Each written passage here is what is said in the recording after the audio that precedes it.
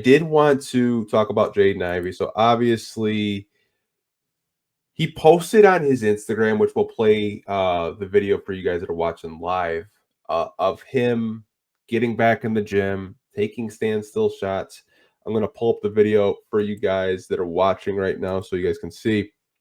Give me a second. Trying to technical direct and talk is not something that I'm good at, but here it is. So this is the video, and this is kind of like a press release from Pistons PR. I can kind of read the press release from them. It says Pistons guard Jaden Ivey continues to make progress on his recovery from his broken left fibula, which he suffered on January 1st against the Orlando Magic. His rehabilitation efforts have transitioned into weight-bearing strengthening exercises, running, progression activity, and stationary shooting. Ivey's progress will be updated in another 4 weeks. So I think this is really exciting for Pistons fans because this is a guy that I think on some nights, as of late, I'm like, man, they could really use a Jaden Ivey in the half court right now. So I want to ask you this question. He's taking standstill shots. He should be getting another update from the medical team in about 2.5 weeks or so. Mm-hmm. Do you think he could possibly be back for a first round playoff series, Sean? You know, I really thought once the injury happened that his season was over, and I was pretty firm in that for a good while.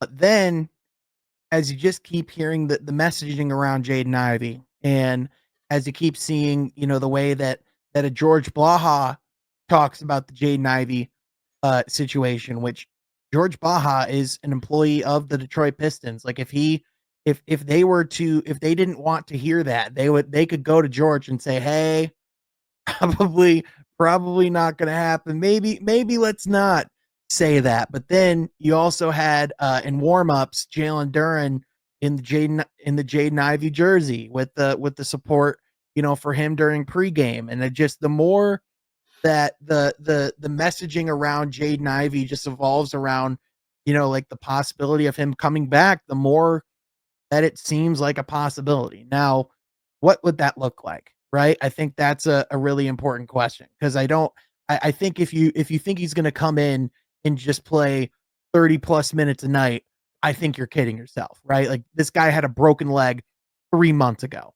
But like if he can come in and play 15, 20 minutes a night at like 90% Jaden Ivey's, like burst and athleticism and still give that shot, like, that shot making, because to your point, I think if we've seen where the impact of no Jaden Ivey has really been, it's been when the game slows down and the Pistons are in the half court and they don't have anyone other than a Cade Cunningham who can consistently make their shot each and every night. You have guys who can do it in moments, like Tobias Harris can do it at like a couple nights a week. Dennis Schroeder can give you one or two games like that a week as well. But like every single night, it was Cade and it was Jaden Ivey doing that, like for the, like for the majority of the season. So I'll say this, and I've said this before: if there is any athlete that I'm not going to put a barrier on as far as like what they can do, especially just for like from their work ethic, from their character, just from, from everything of who they are, it's a Jaden Ivey, because that is as fierce of a competitor as it gets. That is as hard of a worker as it gets. And, I know that he talked about when he went down with injury as like the dark, like one of, if not like the darkest moment of his life. And that's someone that badly wants to be there on the court with his teammates. And there's a real adoration there on both sides between those two. So I'm not counting anything out. But again, let's not minimize the fact that, again, this guy's leg was just broken 3 months ago. So the fact that he's even at this point taking standstill shots, and the fact that we're even having this conversation is remarkable in and of itself.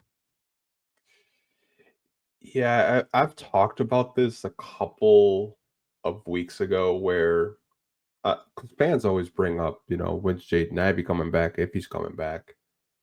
And I was doing the math in my head because I think we were texting. I was just like, usually it's around anywhere from like a 3 sometimes 6-month period. Kind of depends on like who the person is, and it's Jaden Ivey, and we know what a hard worker he is, and I'm sure he's going like crazy in rehab because that's just the type of player and human being he is.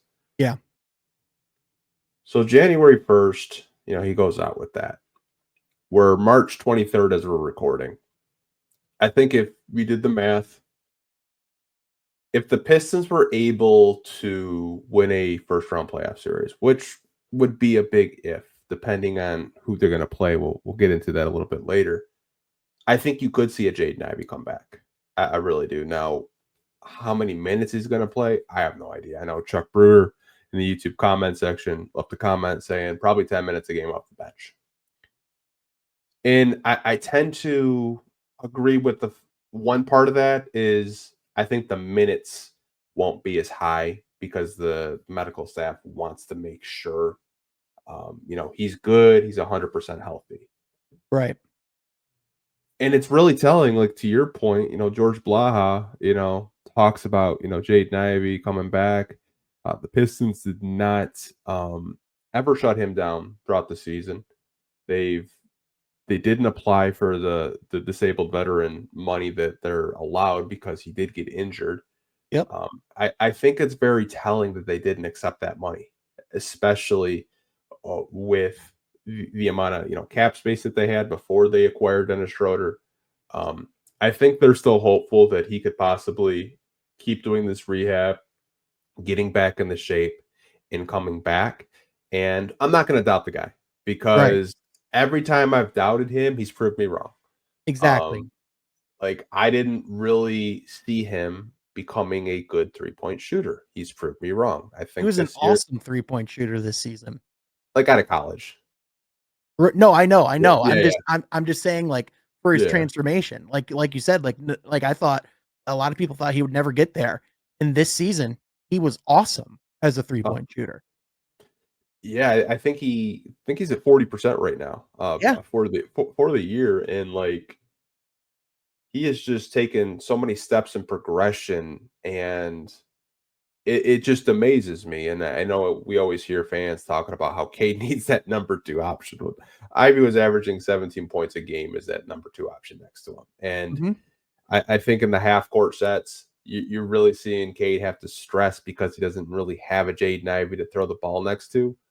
I think Jaden Ivey and Cade in the backcourt, especially in half court sets, were really giving teams some problems.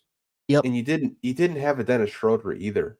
And I think that's what makes it so intriguing because JB has been using Dennis as the lead guard, and Cade's been playing off ball as of late to kind of rekindle like what Cade and Ivy had during the season. And like you have a Dennis Schroeder off your bench and a Jaden Ivey. Like I think it adds so much more and a different dynamic to this basketball team if he's able to come back for the playoffs.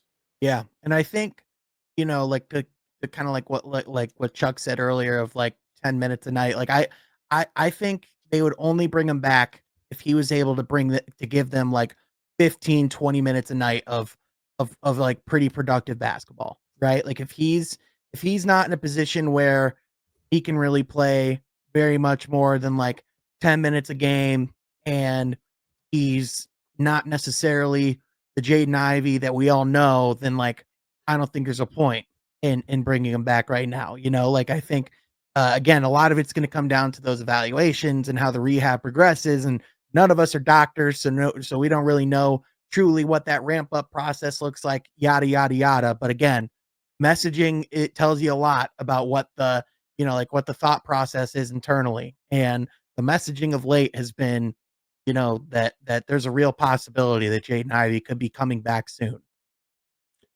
I also think like if he knew he wasn't coming back, why would you post that to your social media?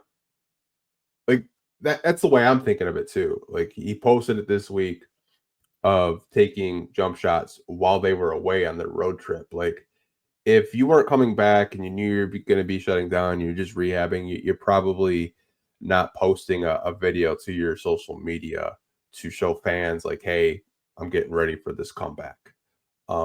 that's the way I looked at it too. Like when I saw that video, I was like, okay, like there's a shot that he could possibly be ready for the Eastern Conference playoffs in a few weeks. We've also seen Ben Simmons shoot a lot of threes on social media. We've seen Andre Drummond shoot a lot of threes on social Oh media. my So God. I learned a lesson when I was younger to not take a lot from jump shooting videos on Instagram. But to your point, I don't think he would be going out and I think all sides feel that there's a very real chance that he could be coming back. I'm sure if you ask Jaden Ivey, he would say he's definitely coming back, but the doctors are going to have quite a bit of say in that too. Yeah. You never really know, but I think you just gave a bunch of Pistons fans PTSD because you mentioned Andre Drummond summer runs. Oh, dude, y'all are welcome. That is if I'm going to have that pain, I'm going to share that pain with the community, Anthony. That's what this is for. Oh my God.